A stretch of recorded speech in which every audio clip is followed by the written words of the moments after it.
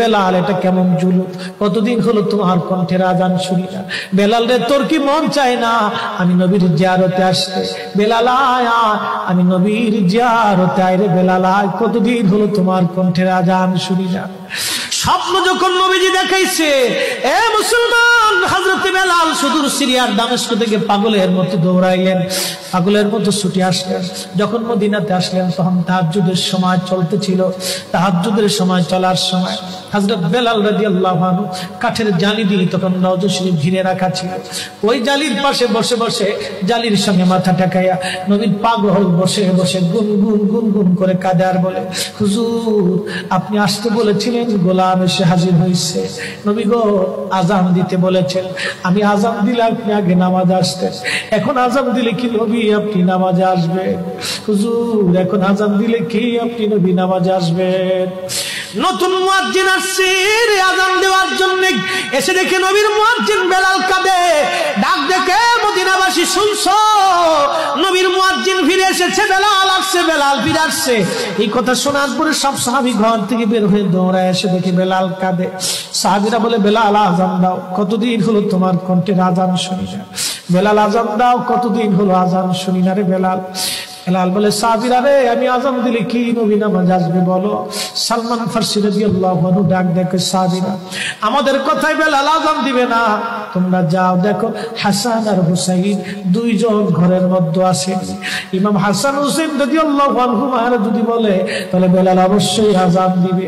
সালমান ফারসির পরামর্শে সাহাবীরা দৌড়ায় গেলেন। বর্তমান 7 নম্বর গেট বাবুস সালাম বরাবর একটা মসজিদ আছে, মসজিদে আলী, এটাই ছিল হযরত ফাতেমা রাদিয়াল্লাহু আনহার বাড়ি। এই বাড়িতে দৌড়াই যাওয়ার পরে ইমাম হাসান হুসাইন রাদিয়াল্লাহু আনহুমা দুইজনকে নিয়ে আসা হলো।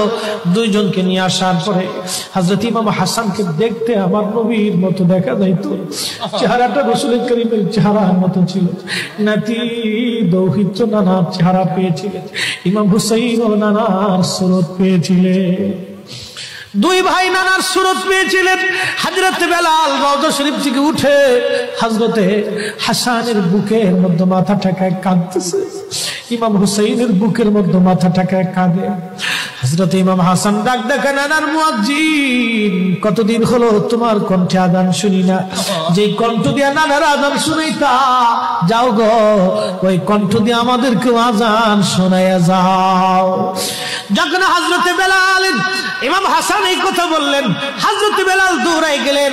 যেই বনু নাজ্জার গোত্রের মহিলা সাহাবীর ছাদের উপরে দাঁড়ায় বেলাল আযান দিত।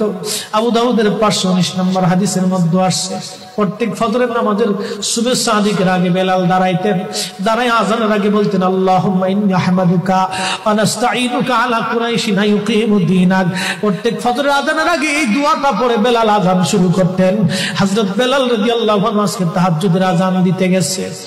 আযান দিতে যাওয়ার পরে হযরত বেলাল যখন আযান দিলেন, আল্লাহু আকবার আল্লাহু আকবার, আযানের মধুর ধ্বনি সারা মদিনার রন্দে রন্দে ছড়িয়ে গেল। মদিনার ঘর থেকে সব সাহাবী বের হয়ে দৌড় মারছে। আবার যখন বলেন আল্লাহু আকবার আল্লাহু আকবার, সব সাহাবী মহিলা বৃদ্ধ বনিতা ঘর থেকে বের হয়ে দৌড় মারছে।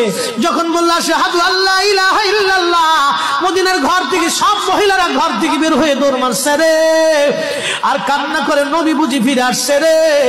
আবার যখন বলেন আশহাদু আল্লা ইলাহা ইল্লাল্লাহ, তখন মদিনার মানুষ কান্না করতেছিল, গুন গুন গুন গুন করে কান্না করে। মদিনার ভিতরে আওয়াজ বের হয়ে গেল, নবী বুঝি আসছে রে, নবী বুঝি ফিরে আসছে রে, নবী বুঝি ফিরে আসছে রে, নবী বুঝি আসছে।